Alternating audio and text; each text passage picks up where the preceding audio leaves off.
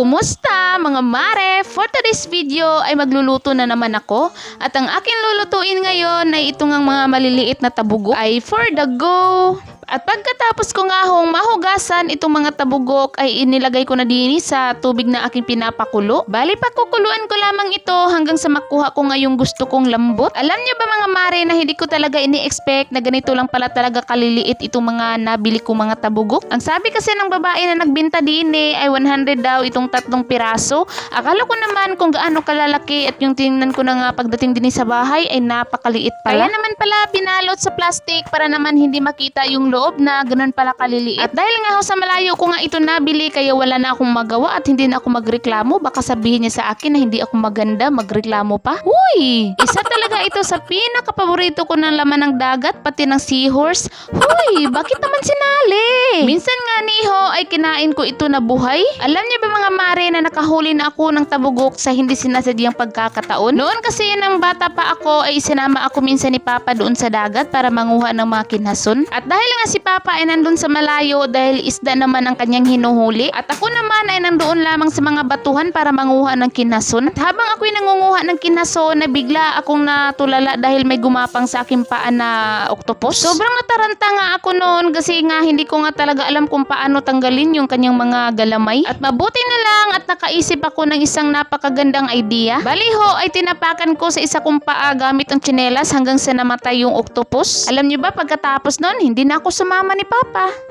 Balik na pala tayo din sa akin niluto at ayun na nga ho pagkatapos ko nga magisa ang lahat ng mga ricado sa isinunod ko naman itong hiniwa-hiwa ko na octopus. After ilang minuto na paghalo-halo ay sinunod ko namang ilagay itong oyster sauce para naman medyo matamis itong octopus. Bali nga ho ang tawag daw sa aking nilutong ito ay stir fry. Dahil nga ho stir fry ito kaya nga hindi pwede na hindi ko lagyan ng ketchup. After ilang minuto ay luto na itong aking naluto na maliliit na pugita. At syempre, kainan na!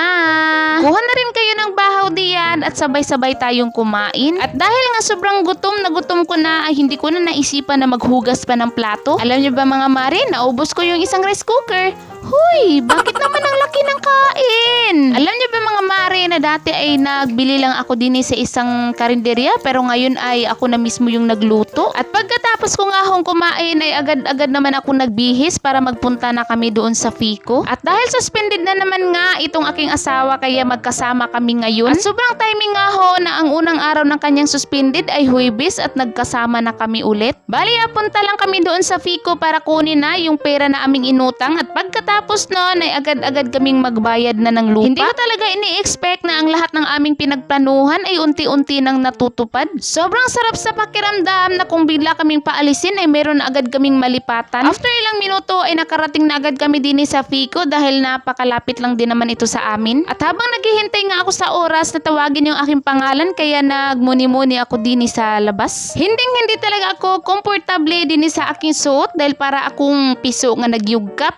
Huy! Maya-maya ho at dahil natawag na yung aking pangalan kaya lumapit na ako doon sa counter. After ilang minuto ang nakalipas ay agad na naming nakuha ang pera at pagkatapos noon ay itong aking asawa ay naghanap ng kanyang sapatos. Sobrang mura kasi ng mga sapatos din at talaga namang pasok sa budget niyo. At pagkatapos naming mag-ukay-ukay ay agad naman kaming pumunta din sa Nuknuk na Awan. At dahil nga ho ay gusto ko ngang kumain din sa Nuknuk kaya kumain na kami din ng aking asawa. Isang beses pa lang ako nakatikim nitong kanilang mga butterfly chicken at talaga namang napakasasarap kaya nga naman gusto kong balik-balikan ang mga pagkain nila dini. Alam niyo ba mga mare na sobrang bait ng may-ari ng Nuknuk na Awan? Yung tipong malayo ka pa lang ay wini-welcome ka nila at pagkatapos pa rin kumain ay nagpasalamat pa. Bihira talaga akong maka-encounter ng ganyang mga kainan at sobrang bait talaga ng may-ari. Dahil nga ho ay sobrang bilis nilang nakaserve din sa aming in-order kaya kainan na.